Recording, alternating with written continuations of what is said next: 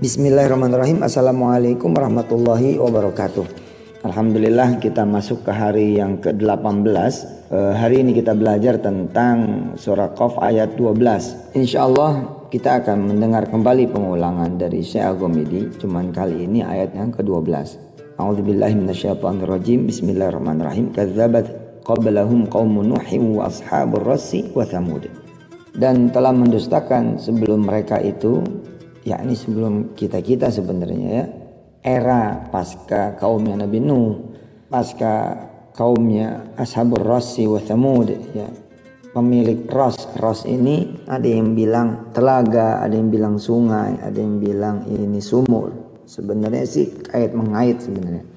Kalau dibilang Ras ini adalah sungai, ya karena memang pada saat itu diriwayatkan Ras ini adalah sisa-sisa dari kaum Thamud. Ada yang mengatakan seperti itu. Ketika kemudian mereka menyembah selain Allah, mereka menyembah pepohonan, menyembah benda-benda di sekitar sungai yang bisa yang dianggap memberikan penghidupan kepada mereka. Lalu kemudian Allah utuslah seorang nabi, Nabi Hanzalah, yang kemudian nabi ini tidak diterima oleh mereka. Ketika nabi ini menyeru agar menyembah Allah, agar beriman kepada Allah, nggak diterima. Kemudian ketika sedikit azab Allah datang, malah mereka marah terhadap nabinya dan kemudian membuat satu sumur. Nah ini kenapa disebutnya Ashabur Rassi ya. Ashab ini jamak dari sahib, pemilik. Jadi pemilik telaga itu, pemilik sungai itu, pemilik sumber-sumber kehidupan dengan izin Allah itu, kemudian membuat satu sumur untuk menenggelamkan atau untuk menaruh nabi itu di dalam sumur itu. Kemudian ditutuplah dengan batu atau penutup kayu gitu hingga nabi itu mati. Ada juga yang mengatakan beberapa tahun kemudian datang satu kaum yang menyelamatkan nabi itu. Wallahu a'lam bishawab. Nanti saya coba akan lakukan lagi penelitian tentang siapa sih Ashabur Rassi itu. Mereka ini ada yang mengatakan ada di sekitar Yamama ya. Yamama ini dekat Teluk Arab, kesononya dikit itu Teluk Oman, tembus lagi Laut Arab ya. Kalau sekarang nih kalau mau ke Hadramaut itu dekat Yamama. Hadramaut itu sekarang nggak bisa lewat Sanaa karena lagi perang kan, bandaranya lagi kacau. Tapi kalau ke Hadramaut masih bisa, cuman lewatnya lewat Oman. Nanti dari bandara Oman naik bus ke Hadramaut. Insyaallah Hadramaut masih relatif aman insyaallah. Negara-negara Arab memang kaya dengan kisah-kisah para nabi dan umat-umatnya, dan mereka dijadikan contoh oleh Allah Subhanahu wa taala. Walaupun nanti tidak semua umatnya nabi itu contohnya jelek, ada juga yang contohnya bagus. Nah, kisah ini dikisahkan kepada kita dan juga kepada Nabi besar Muhammad sallallahu alaihi wasallam agar kita memetik pelajaran. Jangan sampai seperti itu. Ketika kemudian kita memiliki pekerjaan, jangan sampai pekerjaan kita itu akhirnya menjadi Tuhan buat kita.